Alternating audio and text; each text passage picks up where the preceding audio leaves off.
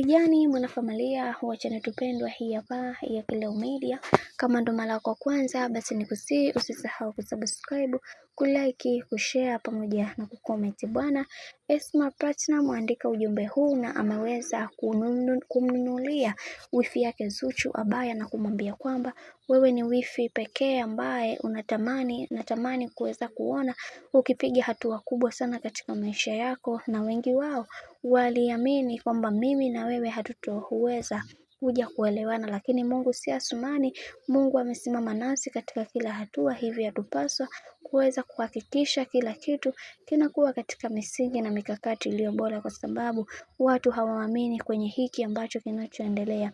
Na tumeweza kuona baadhi ya watu wengi waliweza kufunguka na kusema kwamba kwa maisha ambayo anayoyapenda bibie Esma na bibie Zuchu wataendana kabisa, kwa sababu kuna mambo mengi ambayo yameweza kutokea na wengi wao walitamani kuweza kuhakikisha kila kitu kinakuwa katika mikakati na misingi iliyo bora, na wengi wao wanaamini katika haya yote ambayo yanayoendelea.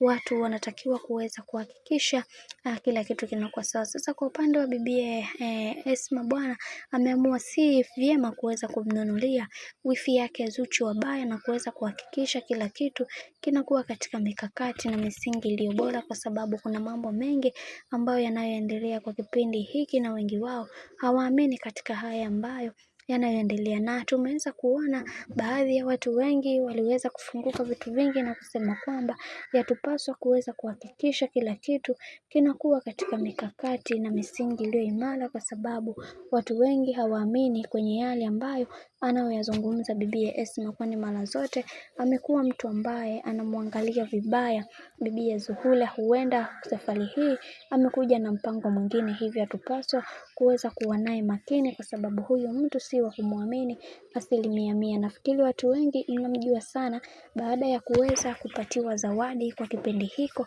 tuliweza kuona alibadilika sana na kusema kwamba bibie Zuchu heti hamfahamu. Hili jambo limewagusa watu wengi na wengi wao wakasema kwamba kwa hiki alichoweza kukifanya atahakikisha kila kitu kinakuwa katika misingi na mikakati iliyo bora, kwa sababu kuna mambo mengi ambayo yanayoendelea kwa kipindi hiki, hivyo yatupaswa kuweza kuhakikisha maisha yake yanakuwa katika misingi na mikakati iliyo imara zaidi ili kuweza kufikia malengo yake. Bwana, mambo ni mengi sana kuhusiana na haya yote. Mimi naomba nikusii kitu kimoja, kama ndo mara kwa kwanza, basi nikusii usisahau kusubscribe, kulike, kushare pamoja na kucomment. Mimi sina la ziada, wacha nikutakie siku njema na kazi njema.